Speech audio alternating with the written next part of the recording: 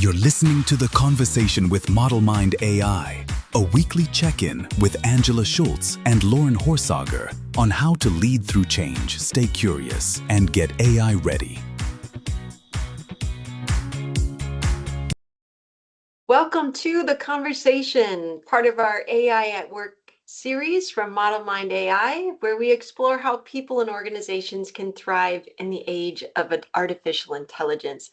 Today, lucky me, I'm joined by Megan Starkey, founder of RBD, an enterprise AI advisory firm helping organizations embed AI at the... Actually, I'm going to start over. I'm sorry. That's so great. Funky. Okay. It was great. I was reading ear to ear the whole time. It was so polished. My mind was spinning in 100 directions. Sometimes that happens. I feel like I screw up more in the beginning than I do. Once I get started, then I'm fine. Okay. It's such a gift for your guests because now, you've just invited me to feel so much more comfortable. Good. Good. I'm glad you feel better. Put it in the, right. Okay. Yeah, put it in the blooper reel, Kara. Here we go. Sorry, Kara. Starting over. Okay. Welcome to The Conversation, part of our AI at Work series from ModelMind, where we explore how people and organizations can thrive in the age of AI. Today, I'm joined by Megan Starkey, who is founder of RBD, an enterprise AI advisory firm, helping organizations embed AI at the core of their businesses, and author of, I can't wait to hear more about this, The Intelligence Organization. Megan, welcome.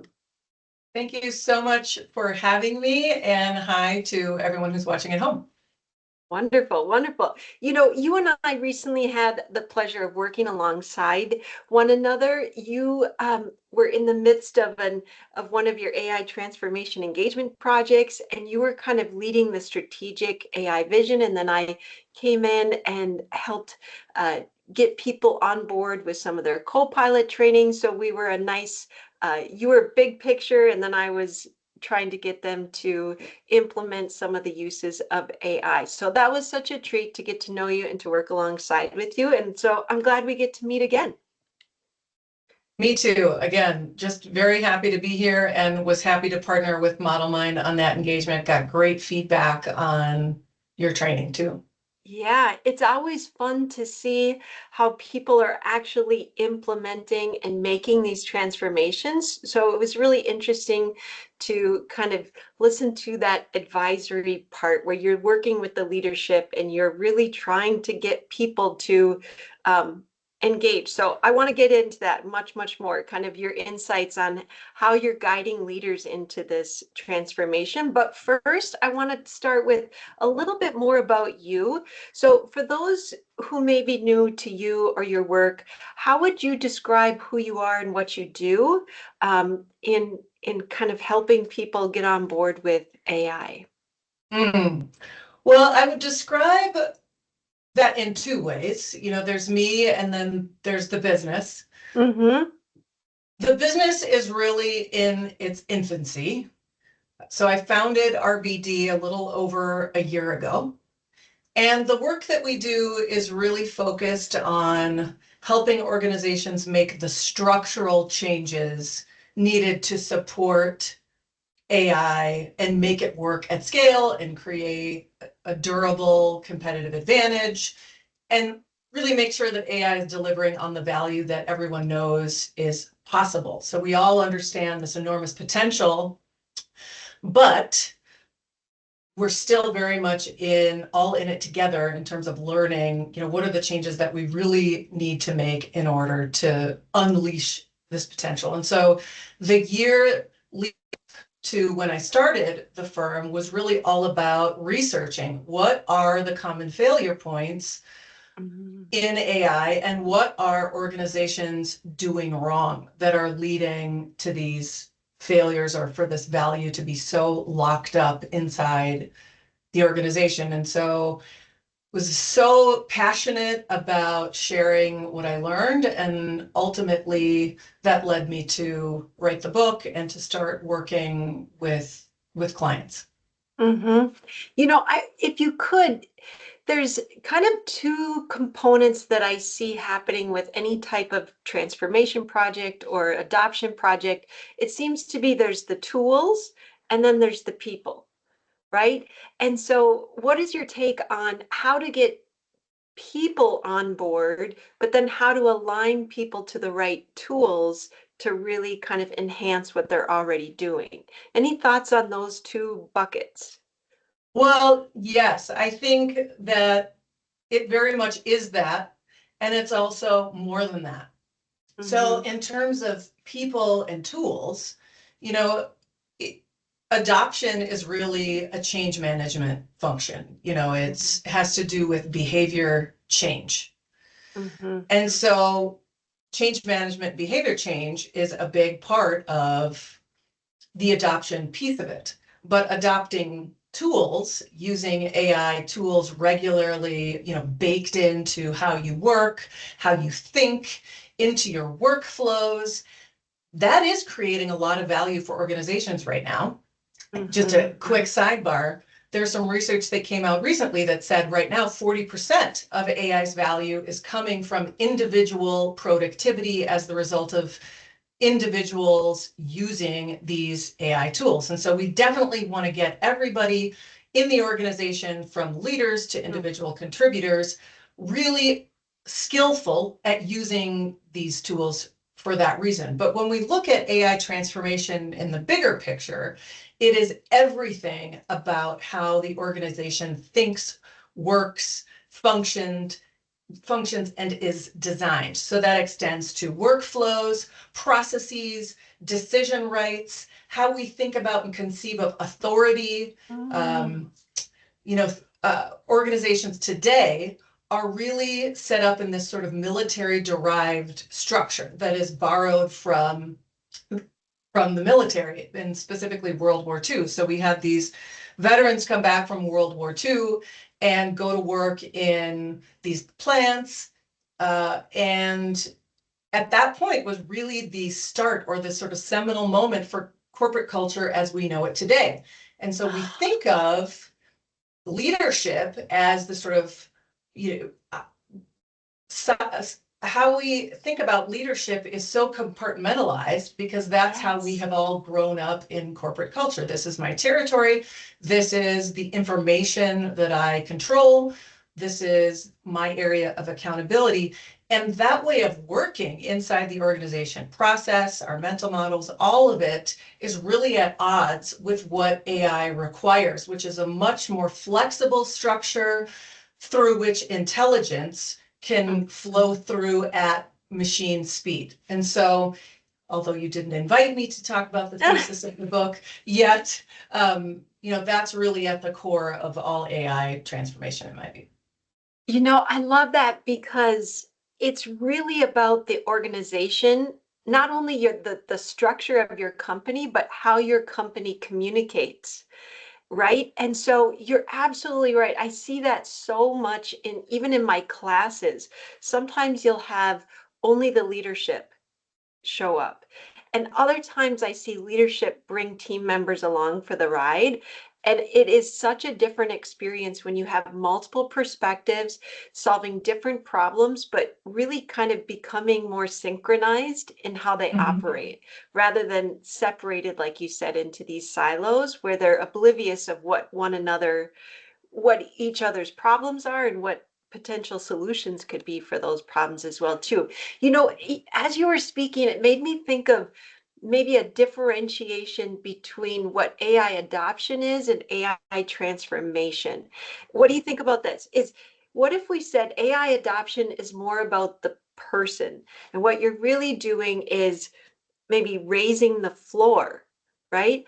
But then the AI transformation is more focused on the business and you're raising the ceiling. I like that way of thinking about it. Raising the Okay. floor and raising the ceiling. I mean, adoption, well, first let me say this. I love that you use the word synchronization, because that is the distilled concept. That's what we Sure. need. We need I mean, that's the essence of an integrated system, is that everything, every part of the business, every part of the system, every part of the organization is communicative, it's communicating, it's synchronized, just like, any intelligent system, Right. just like Right. the different regions of the brain. Yeah. But then to answer your question, or to speak to your comment about adoption, yes, it's the adoption of tools at the floor on an individual basis, but it's also, how does the organization with its processes and people absorb the new technology? So how does the organization adopt the new technology such that it's not just, a new technology that we're going to deploy, but that stays unintegrated because our processes and systems are not designed to meet the requirements of that technology. And I can give more examples later, because people always, want those concrete examples.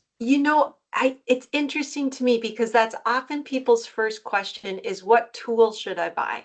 Because they think a tool is tangible, that's going to give them the return on investment. Like, we always are focused on the tool, but I think that's the way of thinking from the past. And I think now it's not only the tool, but how do we get the people engaged with the tool and confident? Because if you want your workers to change, you need to build confidence, right? Because and change happens in motion while we're working and meeting deadlines and trying to complete tasks. So it's really a big ask, on both ends, right? For the employer and the employee. I actually want to ask you, before we go into the employer-employee breakdown, because I think you sharing your perspective on kind of the two sides of that business is really valuable. So I want to get to that in just a moment. But first, I want to start by just doing like an overall, what is your vibe when it comes to AI? Of like, we do this thing in class called a rose, thorn, and a bud, where the rose is something that excites you. You think AI is really adding value. The thorn is what you're hesitant, or you feel maybe some anxiety about what AI is doing in the culture right now. And then the bud is something you're looking forward to. Okay. So could you share just really quickly those three kind of perspectives on AI in business? Yeah. So you want this answer to be just related to business? Because I might give you an overarching answer too, or maybe both. Love it. So let me speak to the potential I believe exists in business. So the rose, Yes. am I using the terminology? Or Yeah, is the this the rose bud? is something that's working, something that's Okay. good about AI right now, something that you enjoy. Even it could even be on the personal. I'm enjoying using ChatGPT personally as much as I do professionally. So it doesn't have to be in the workplace. So something that I think is so exciting and really working well is just all of the examples of companies that really are creating new value with AI that wasn't possible before. And that extends to, consumer products companies who are creating more personalized, more engaging, more exciting, more context-aware customer experiences, all the way into the healthcare sector, where we're starting to see AI that does early disease detection. So there are any number of enormously positive examples of what AI is doing today for, creating value in the economy, but then also just for society and culture. And potentially this seems like a trite answer to those that might be watching. I mean, the answer really is always, for as much potential as AI contains, it also contains that same degree of potential for harm. And I very much align with that perspective. I think bad actors with using AI, particularly in the hands of oligarchs and those few at the top with concentrated wealth and power. I do believe that there are nefarious motivations there. Cybersecurity threats are evolving at breakneck speed. Some that really concern me at the moment have to do with the safety of children. And I would just caution everybody, don't put pictures of your kids online, because AI, the capabilities to exploit anything digital are just far surpass anything that we have known up to this point. So that would be the thorn. And then in terms of the budding potential, to me, really goes hand in hand with what we're already seeing working.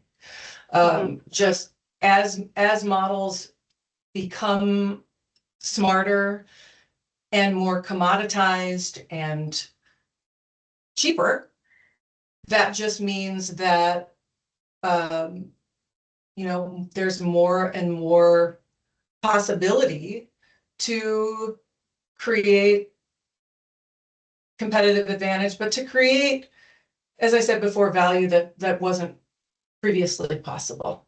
And also on the individual level, what I'm most excited for, 2 years in, or almost 3 years into this big Gen AI boom, to just watch more and more people have the light bulb moments of, wow, this is really what's possible for me that I didn't understand before. And I'm gonna maybe not be as afraid of the technology as I was before, because the possibilities just are becoming more and more exciting every day.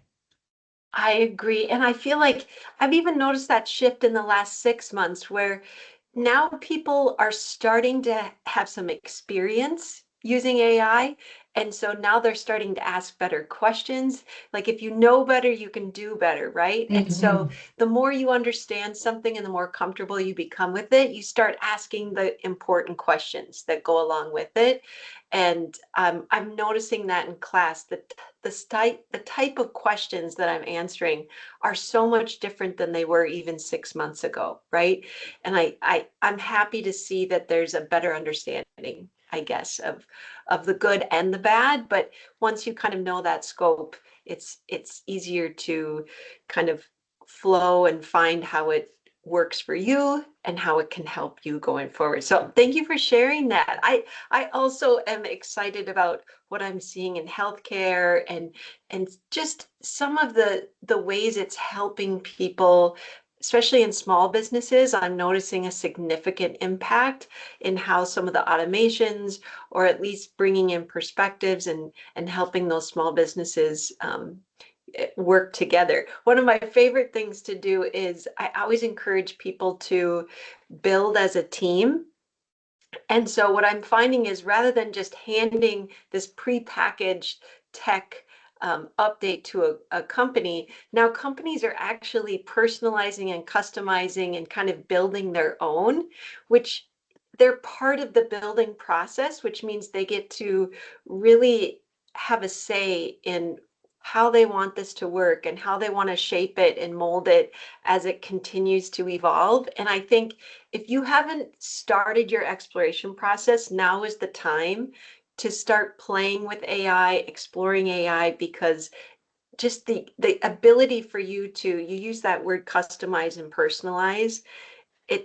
I just love that component, that it's not prepackaged, that it really requires you to have an understanding of it so that you can use it to its full potential, I guess. That's is what exactly right. I'm going with there. So, well, thank you. I'm always excited to hear everybody's perspective on how AI is impacting the world around us. So thank you for that. But what I really want to talk to you about is, this is kind of your area of expertise, and it's where you're leaning into, is this idea of how in the workplace specifically, where people are learning and adapting and kind of struggling to keep pace. I think there's two people that play a big part in this adoption transformation process, and that's the employer and the employee.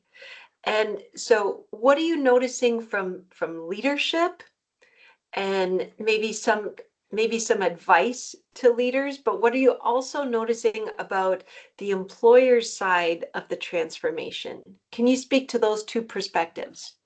This is a big topic and a complex one. So I'm noticing several different things. You know, there are varied approaches that companies and leaders take to getting the workforce on board with AI. And I have seen the spectrum. There are those who mandate AI, you have to use it X% of your day or you're out. You know, Oh. we've seen that in the news in the last 6 months, some of these memos from larger companies that say we're AI first now, and if you aren't, you're out. And then there are, you know, there's the sort of midway approach where I've seen one EVP of a large organization say, look, AI is the future and it's the future of our business. And you need to learn how to use AI and use AI here at work, or you will be replaced. So more of a transparent, kind of middle of the road approach, kind of incentivizing the use. But I think where the unlock really is in treating your workforce as individual people and giving them the context that appeals to them specifically. So let me say more about that. Some of the work that we do is in our discovery process is to understand what is the mindset and to segment the workforce into different adoption personas, which spans the gamut from, you know, I'm an innovator, I want to use it all the time, I'm highly adaptable and changeable, et cetera, to those who are really curious. Maybe there are people in the organization who are really excited, but they're gate blocked, meaning they can't get the data that they need, or they don't have all the features available to them yet. So that frustrates their usage. There are those who feel like using AI is participating in harm, and no amount of incentivization is even ethical, you know, in those cases, in my view. And so we really take a targeted, individualized, or at least persona-based approach. So how does each group need to be able to, or what do we need to do with each group in order for them to get on board with using AI? Is it a workflow-centered approach? Let me show you the tangible value that is available to you in your workflows. Or is it, you know, taking those who feel more resistant to using AI and deploying them as governance experts? You know, so kind of repurposing them based on, and that to me is the way that organizations ought to be doing it, because not everybody has the same skill set or orientation. And if you want to become an organization that thinks in an integrated way, if you want to be an integrated organization, you have to understand and respect and deploy all of the different components of that integrated organization in an optimal way. And I think it's tough because sometimes the return on investment is hard to measure, right? Like if you invest in your tools or in your people, maybe it's you're giving it time, you're doing trainings, all of these things. You don't always get that immediate return on investment, right? It is a bit of it takes time to meet people where they're at, like you were saying, and kind of find the best fit of how they can use it. And sometimes these large language models like ChatGPT or Copilot, it's almost overwhelming what they can do. And sometimes it takes a lot of energy to really focus and find the right use case for the right person in the right role, right? Yeah. And it takes a little bit of discovery and know how to use the AI for the best possible use in their position going forward.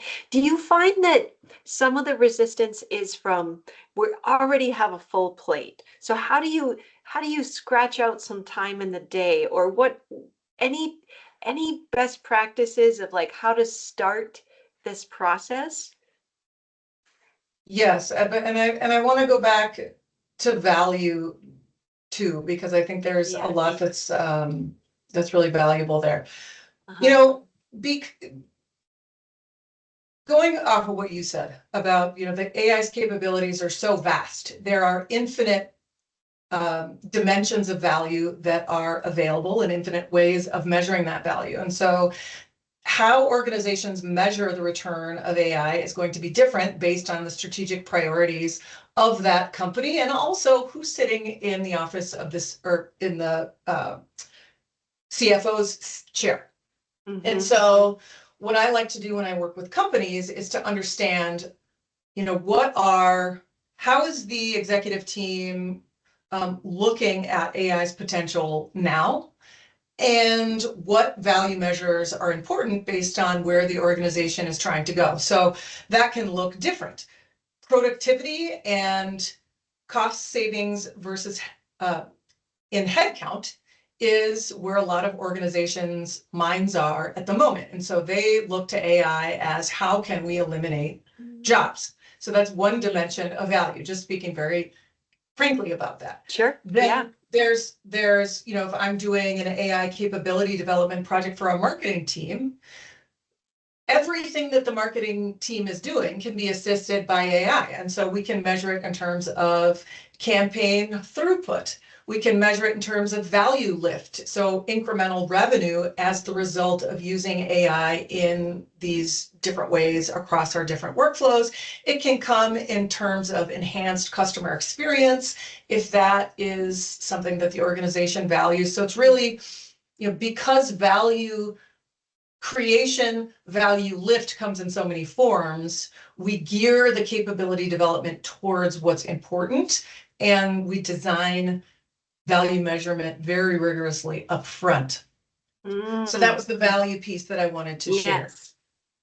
What was your question that came after that? Oh, just maybe like, how do they get started? So how do you is it putting in the time and space for people to actually explore and connect? And here's why I bring that up, because I can go in to a company and present, and I can show them how to build a custom GPT in 10 minutes logistically, right? Click here, do this, hit create, boom, you've got a GPT.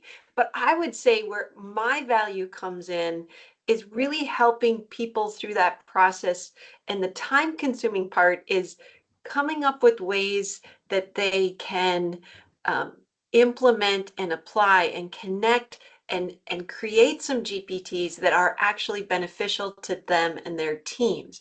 And so even in class, I quickly show them how to build it, but then we spend the majority of the time in dialogue, right? And so that takes time. So you can show somebody how to do something quickly, but you need time to problem solve and apply. So how do you recommend that companies make that space or create that time for true adoption and experiential knowledge, not just theoretical knowledge? Well, you hit the nail on the head. That is a huge challenge. Okay. Yeah. And you have to incentivize change, and you have to bake it into the culture. Okay. And so this is one area where AI transformation is not so different from previous transformations when it comes to change management. And so these old tropes of, just reminding people all of the time. When you want to create behavior change, there are several things that have to happen, and it's going to be different depending on the psychological profile of that particular person. People are more or less flexible or adaptable. And so, for the small segment of people who are really curious and who are going to, of their own volition, carve out 30 minutes a day, we don't have to worry about those people. But in an organization, it can only go so fast as its slowest movers. And so when you can identify who are the people who are gate blocked, who are resistant, who are going to be those risks when it comes to creating workarounds to these new workflows that have to roll out with these new tools. Mm-hmm. It's incentivizing, it's igniting, so really paying extra attention to those people and demonstrating the work that's possible, or the improvement in their own work and their own work products, so that they are intrinsically motivated. But then it's also institutionalizing processes. So we see things like, experimentation sandboxes, where there are these safe experimentation areas, and everybody in the team experiments at whatever projects they're working on, and then they come to share out at the end of the week. But that we're building in processes and forums for sharing that are not only incented, but just a part of this new way of working. Okay, that reminds me. Something you said when we first met and we worked together. I'm going to quote you in your presence because you mentioned the word share. And one thing you said really has stuck with me from weeks and weeks ago. And that's you're trying to build and I'm going to misquote you, so you can redo this for me. And basically, you're trying to create a share it all culture instead of a know it all culture. And I can't stop thinking about that. Do you want to speak to that, or if I butchered the quote, do you want to restate it for me so I can quote you better in the future? Yes, well, I have to not take credit for the quote, because I quoted Nick Donfrio, who is a 44-year tech veteran who comes from IBM. And I believe his quote was, "We need to transition from being a know-it-all culture to a learn-it-all culture." Learn it And all. yes, and a part of that is incentivizing a knowledge sharing culture. So that might have been the piece that came Yes. from me, where, typically, you've got the middle management layer, they're trying to climb that corporate ladder. And so knowledge and skills in general, but also with AI, becomes this prized capital that is hoarded. And so how can leaders start to promote the sharing of knowledge and start rewarding the people who are sharing their knowledge versus those who are hoarding it? But then adjacent to that, or related, is the idea of becoming a learn-it-all culture, because leaders, again, they get there, or they have gotten to where they are today because they were the ones who had the answer. But here's the thing. You would be surprised maybe to know how many executives of Fortune 50, Fortune 100 companies who feel so behind. Oh. And their private concern is that, am I really the one to lead this? We're so behind. And the idea of kind of seeding some of that perceived expertise, even in this era when we're all sort of in the same boat, is really threatening, I think, psychologically to people. So that's where the learn it all culture is so important. And back to the beginning, where you were giving us a little history lesson on how businesses are organized and structured, it makes me think about that used to be the job for the IT department solely. And so you as a leader would say, this is what I want. And then you'd have people who are technologists that would do that for you. And I wonder if that's really, it made me think of maybe now with AI, because it is using our natural language and everybody kind of has access to even the building of the technology, or at least the customization of the technology. That's a different way of operating versus delegating a task to the technology department to kind of run with. Now it's really a company-wide process. I couldn't have said it better myself. That's exactly it. And that's where companies are getting it wrong. They think AI is a technology. We're giving it to the CIO. This is a technology rollout, but that's just not how it works. And so, the the level of partnership that has to happen at, around the C-suite table, but Yeah. also cross-functionally with, VPs and, everybody in their respective leadership functions. The amount of cross-functional collaboration that has to occur is really unprecedented, because technologists understand how AI works and they know Yes. how to build models, but they don't have the perspective to understand how it can be deployed to create business value. The revenue driving functions understand where value is created, but they Mhm. don't understand what's possible because they don't understand the technology. So it's this Mhm. translation of terms that needs to happen. Mhm. The CEO needs to understand more about technology than she has ever needed to understand before. And maybe Mhm. the business owner is afraid to look incompetent or is intimidated to talk about AI with those who understand what's happening under the hood. So it's this coming together, which requires a vulnerability that is Yeah. really just causing a kind of a reckoning. It's just a different way of operating. And it makes me, I don't want to devalue the IT department either, because somebody needs to know how to build the machine, right? And so we still need those developers. We still need that IT for governance and whatnot. But I think there's more value now in how we use the machine, or there's maybe a bigger audience for people who use the machine than build the machine, right? And so you need both, but now we're all invited to use the machine and to customize and personalize and find ways to use it for us in the opportunity. Okay, you've got my mind really thinking today, just on how it's not just about adopting AI, it's about a mind shift in business operations, in the cross functionality of teams. And okay, it feels overwhelming, but yet at the same time it's very approachable, because it's just these little shifts in how you see and how you operate with technology now.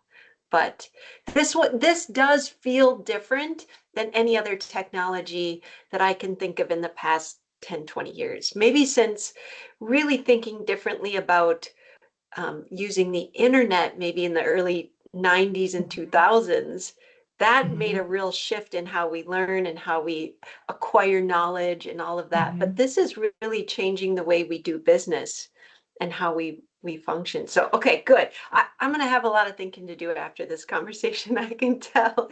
Now, it brings me to the next segment here is, I've asked you a lot of questions throughout this conversation, but I wonder if there's one question that I haven't asked that maybe you think is really vital or important that I missed out on.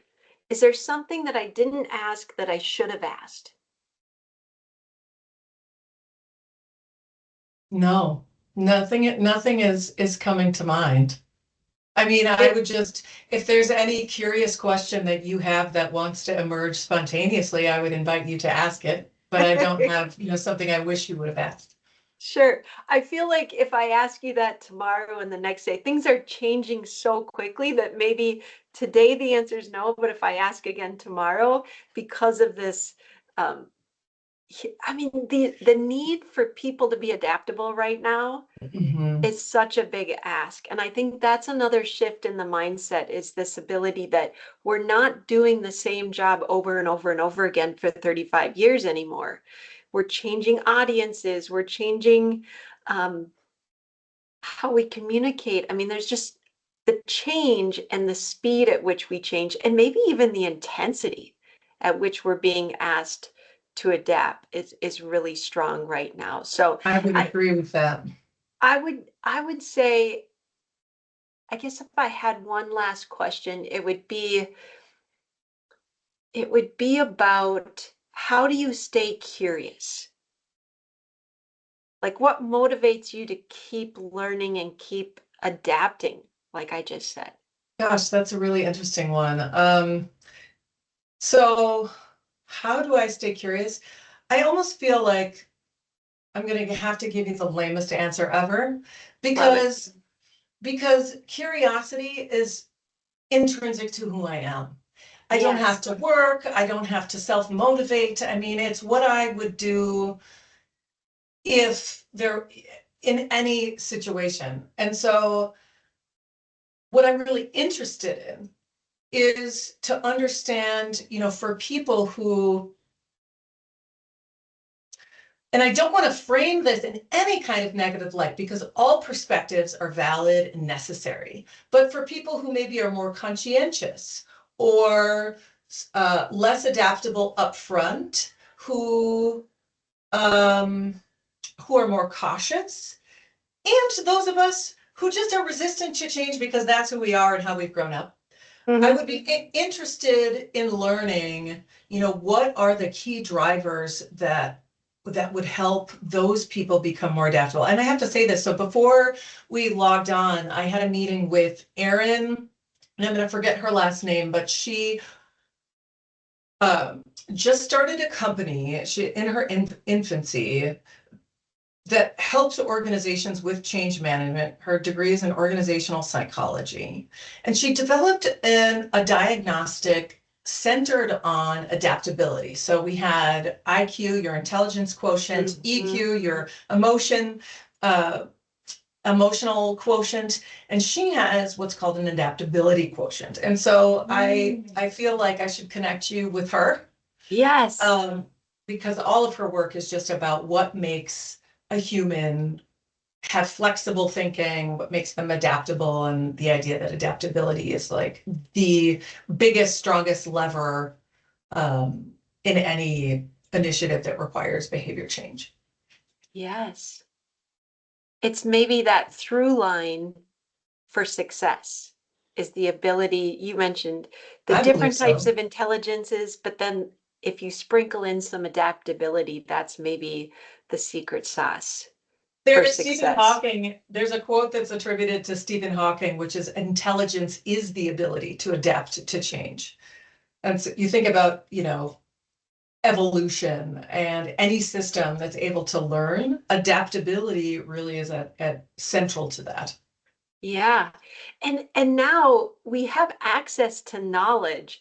So that's, back in the day, I remember we got our first set of encyclopedias and I was like so excited as a kid because I had access to knowledge, which I know full full excitement when it comes to Love it. academia and knowledge. But, now I have access to knowledge at any point, at any time, driving in the car, Yeah, walking with my phone, being at work. So it's yeah. not so much about that knowledge acquisition now. It's like, okay, what do you do with the information you have?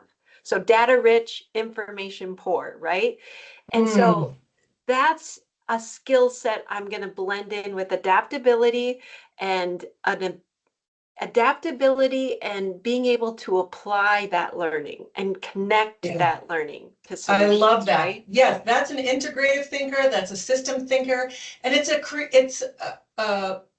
creativity.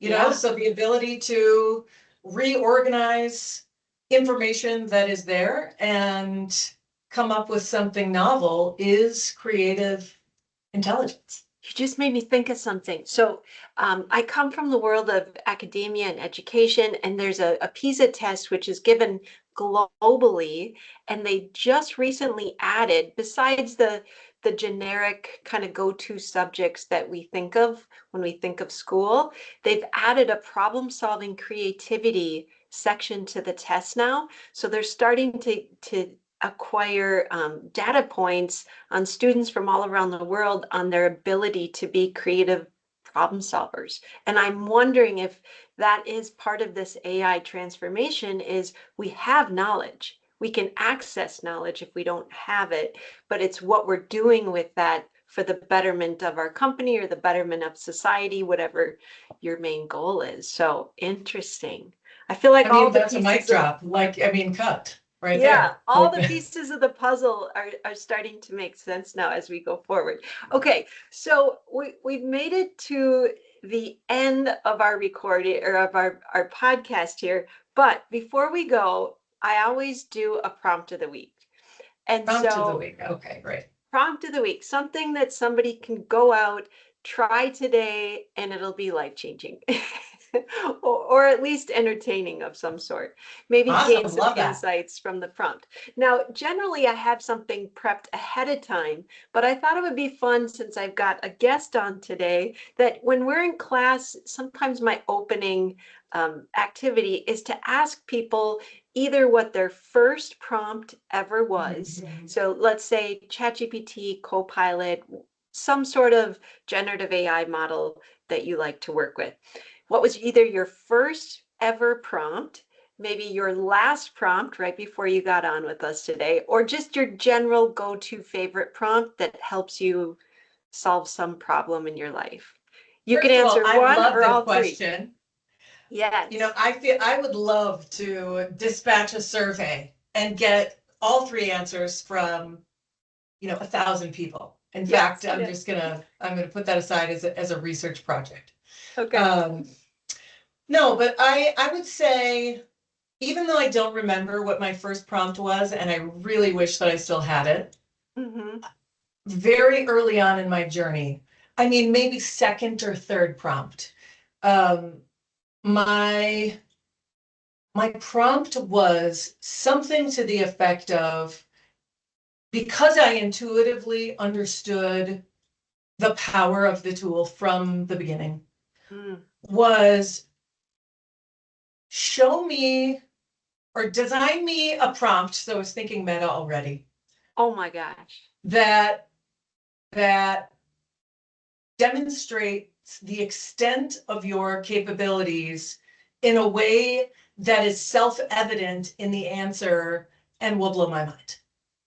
And, I was toast for the next 24 hours. And you can just imagine me like a mad scientist with my eyes Yes. bugging out, bloodshot with coffee, I mean, Yes. in AI psychosis mode, because it did exactly that. And the output ended up being kind of the core of some of the frameworks that I use today. And so I would just take that and use it for inspiration for anyone who's watching. I mean, ask AI to show you its limits, and ask it Mm-hmm. that in different ways, and just try Mm-hmm. to um, get as far outside the box as you can. Yeah. I think yours is way more eloquent than mine was, but a lot of the times when I engage with a new chatbot or a new AI or even a new agent or Mhm. whatever it may be, I ask a very simple version of what you just said, and that's what can you do, what can't you do? Like I want to know what's possible So pragmatic. with that tool, but the way you crafted it was like you took it to the PhD level, which I love. And part of what we do in with ChatGPT is they have these built-in deep research models or the Mhm. reasoning sides of the models, and asking a question like that, and then copying and pasting your meta prompt or your giant prompt, kind of a prompt worthy of some of that deep reasoning style of Mhm. thinking, and then run it into deep research. It's just going to even elevate. I talk about asking a fifth grade math teacher what 2 + 2 is. They'll give you an answer, but it'll be at a fifth grade level. And then you ask the same question to somebody with a PhD in applied mathematics, and you'll get a very different answer to the same question, right? So, Do you put extended thinking on for that? Or extended well, reasoning, or do you just use deep research for it? For so things that there's you a want couple. more of a robust answer. Yeah, there's kind of two ways you can do it. If you just want to lean in and get a more depth to your answer, even if you start the prompt by saying think deeper on Mhm. something, say like ChatGPT, it's going to nudge it because now the models are designed to really meet the tool is meeting the prompt. So if you ask a complex question, it'll lean into more reasoning model. If you ask an easy question, it'll give you a lighter model. So what I'm finding now is sometimes I have to nudge it into that deeper thinking.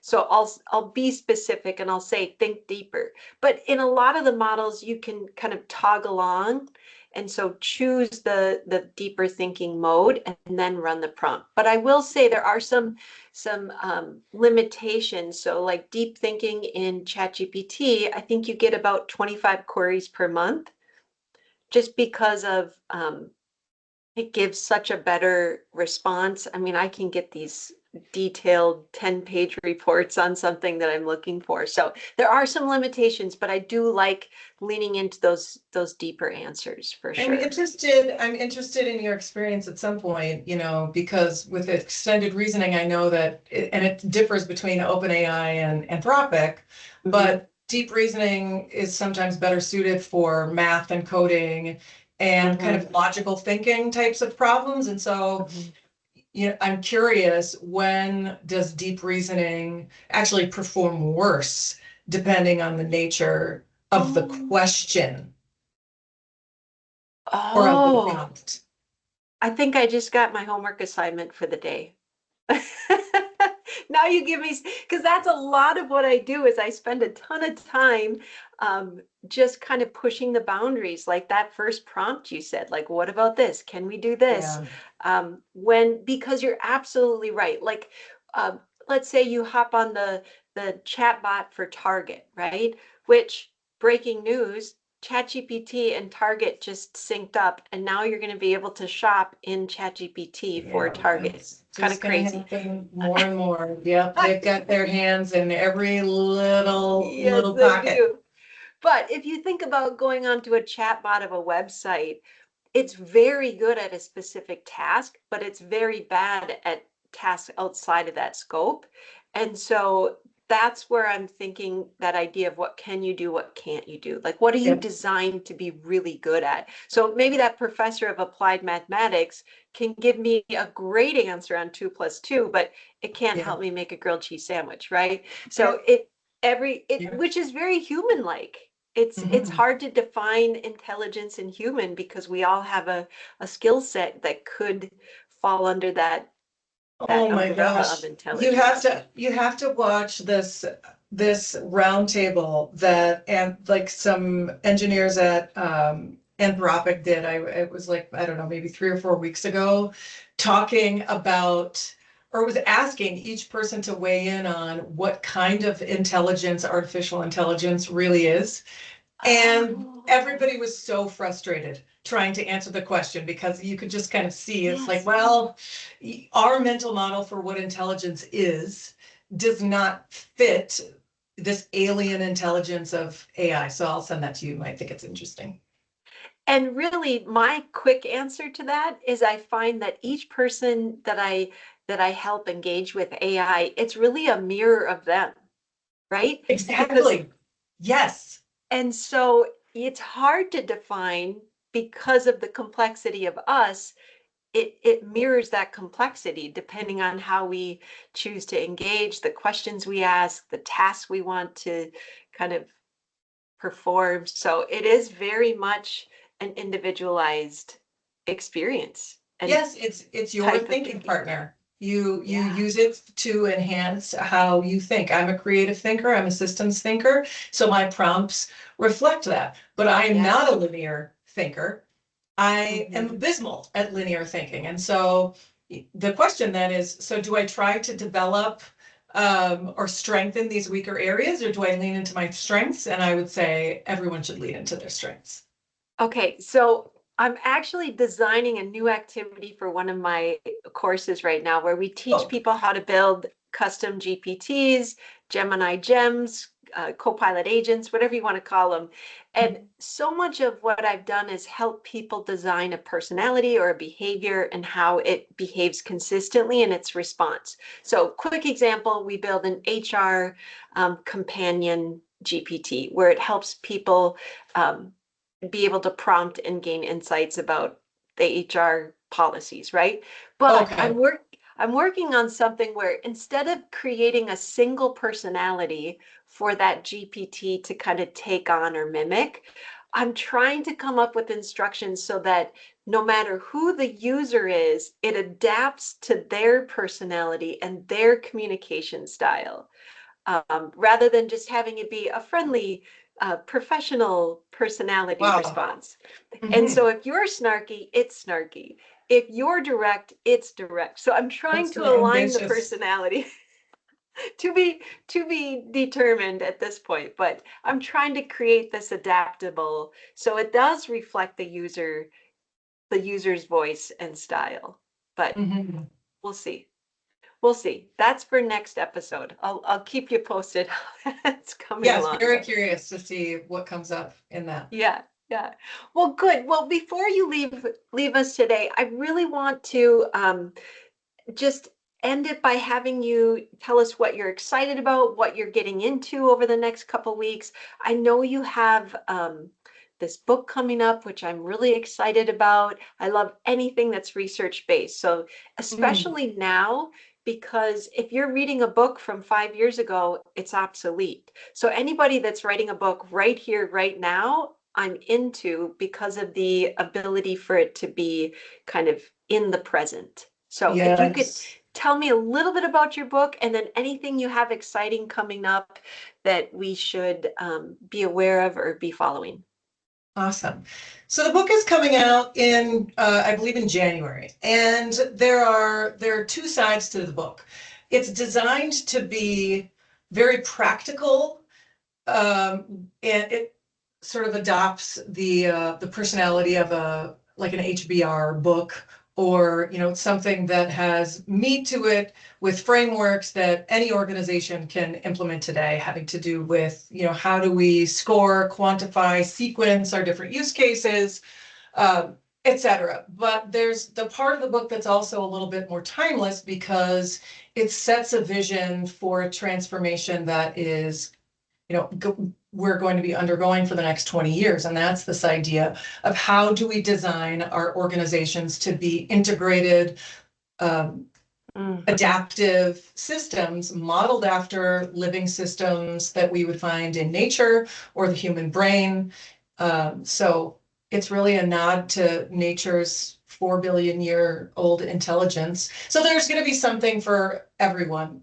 Set your eyes to the horizon, and then also Mm. implement new frameworks that are going to be valuable today. Wonderful. I look forward to that. That sounds amazing. Anything else you have happening in the near future? Events, ideas? Well, we just launched a capability assessment that is on the website at rbdco.ai. So feel free to check that out at the tools section. You can kind of get a quick understanding of where your capability maturity might be at today, with some custom recommendations. And yeah, we're going to have hopefully a busy first quarter. It's been a wild ride this last year, is all I can say. So I I really can't. appreciate you having me here today, and it's Oh. really great to work with you, and I love sitting in your classes too. So Yes, I wanted to introduce you to our listeners because I think people are desperate right now for any type of guidance or advice or a plan of any sort that they can follow. So it's great that you're out there helping all the leaders kind of formulate a strategy and give them some insights and share what's happening. Because like I said, it's happening so quickly. We need people who have the awareness now to kind of share that. And the I love the yes. idea of the assessment too, because sometimes you don't even know what questions to ask. So those assessments can kind of help you start to reflect, because you don't know what you don't know. And so even by proposing these questions, it allows that Hmm. that thought to begin at least. So Not wonderful. knowing what you do. Sorry, I just had to say this, not to interrupt you. No. But you really hit the nail on the head with not knowing what you don't know is the crux of the pain for everyone today. So I'll mention also that I do executive coaching to help bring leaders along, just to increase their fluency. Here's Mhm. what you need to know. Here's what you don't need to know. Here's what's relevant to your job. So kind of taking people through in a really customized way, so that you don't have this nagging feeling of what is it that I don't know that I don't know. Right, right. You just got to start somewhere, right? just pick up a conversation and start asking good questions. Well, Megan, I really can't thank you enough. This has been a treat, both personally and professionally. I love working with you. I love chatting with you. I can't wait to get my hands on the book. I want a signed copy too, because I love a good bookshelf with all my books lined up. So I definitely want to add that to the shelf going forward. And I'm going to Highest compliment. Thank you. be excited because I'm going to say, I know that author. So congratulations to you and all the work that you've done. Thank you so much for joining us on the conversation. Just to kind of wrap up, today's episode, I think really reminds us about that the upskilling, the transformation is really about the people as much as it is about the tools or the AI. So I think blending those two worlds together, meeting people where they're at, is just really where we need to be right now in this process. So thank you for all your insights on that. And for more conversations like this, don't forget you can go to modelmind.ai. Thank you, Megan, once again. I am Angela Schultz, and thanks for listening, and we'll see you all next time. Thanks for being part of the conversation with Model Mind AI. Until next time, keep leading, keep learning, and stay curious.